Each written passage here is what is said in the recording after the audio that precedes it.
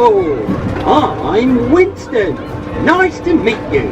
I'm the Bat Controller's track inspection car. It's my job to make sure everything is safe and in good working order.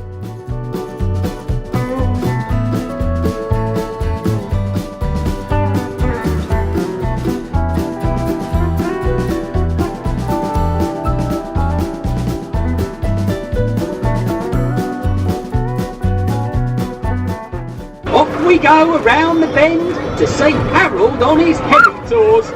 Whee! Oh, this is fun!